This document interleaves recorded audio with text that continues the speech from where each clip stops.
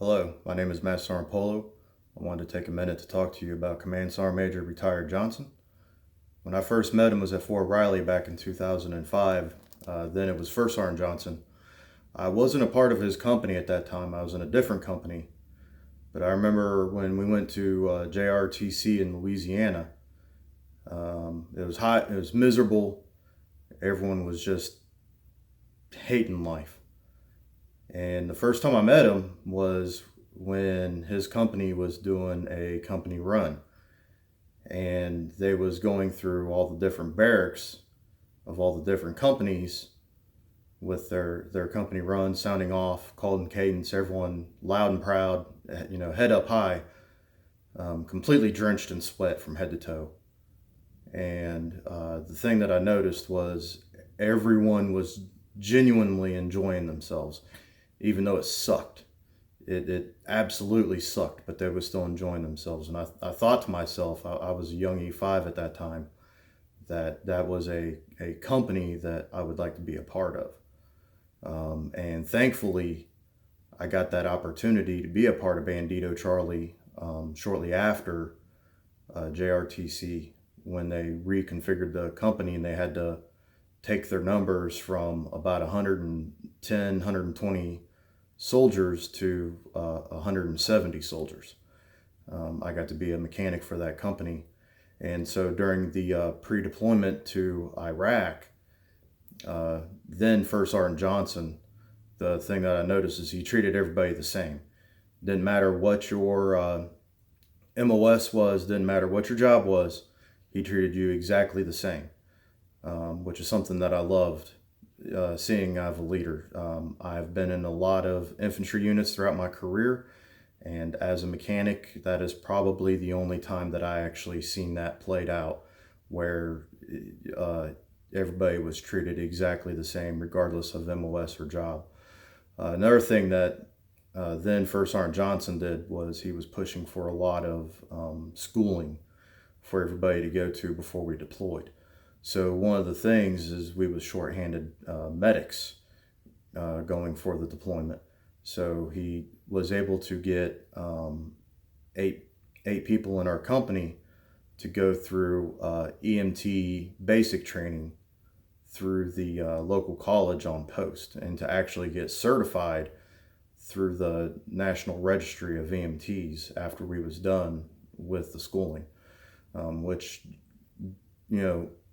helped my career immensely, not only for the school hours that I received to help for promotion points, but also kind of opened my eyes a little bit as into like what other MOSs in the military do as far as medics.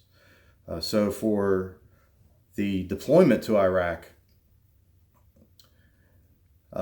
there was a lot of mechanics that were in infantry roles. They was actually on the manning in infantry slots. And so he tried and pushed and pushed and pushed and pushed, trying to get those mechanics combat infantry badges. But infantry branch said, no way. You either have to be 11 series or 18 series. So what he was able to do was to push for them to get the Order of Saint Maurice, the Legionnaire level of it, as some kind of appreciation from the infantry for the job that they had done during that deployment. So after Iraq, my son was diagnosed with leukemia. And at the time, I was supposed to leave Fort Riley, but it was kind of up in the air where I was going to get sent.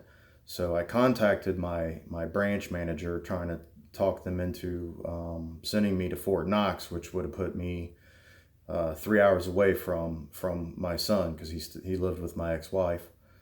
So I could be there for him whenever he got his leukemia treatments. Branch told me no way, they're not going to send me there, they don't have space for me there, tough shit. So I talked to then First Sergeant Johnson about it, and he called my branch manager. And then First Sergeant Johnson called me into his office after he got off the phone with my branch manager, and he said, "Hey, next week you're going to be on orders for Fort Knox." Which I cannot thank him enough for doing that for me. I probably would have got stuck going somewhere else, going to another unit where I would have deployed right back to Iraq, with my son being back in the States, getting leukemia treatments. But he was able to get me a job assignment that was non-deployable, that would guarantee that I would be there to go be with my son when he got his treatments.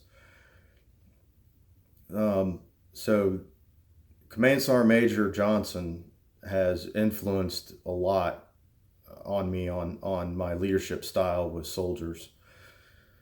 And the way that I treat soldiers is, I treat them the way that he treated all of us. I don't care what your MOS is. I don't care what your job is. Everyone is the same.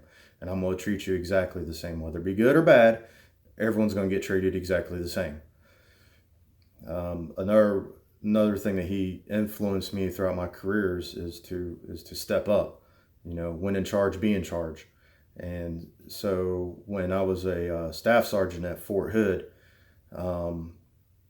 they needed a platoon sergeant for the distribution platoon, which nobody wanted to do that job. Nobody. And so I went ahead and volunteered for it.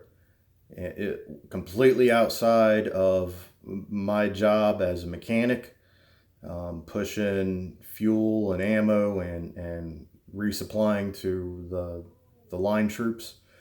But because of the influencing that Command Sergeant Major Johnson had on me, I knew I could do the job, and I knew I could do it well, and I knew that our platoon would excel at it with the right leadership, mentorship, and guidance. Also, another way that Command Sergeant Major Johnson influenced my career is the way that I treat soldiers, the way that I take care of them. So what might seem like the smallest issue to you, to that soldier, might seem like their whole world is ending right now. So every time a soldier issue would come across my desk, I would treat it as if it was my issue, and that it's the biggest issue in the world. So that way, to make sure that I would take care of it in a quick manner, and so that way to put that soldier's mind at ease. And when I finally became a first sergeant, when I was deployed to Romania overseas, I started doubting myself as if I'm doing things right. So I got a hold of Command Sergeant Major Johnson, and we talked on the phone for a little bit. And after I answered a few questions for him, he was like, "Man, Polo, you're doing shit right. Quit worrying. You're doing everything you're supposed to be doing. Now get your ass back out there and get back to work." That's Sergeant Major Johnson. Thanks.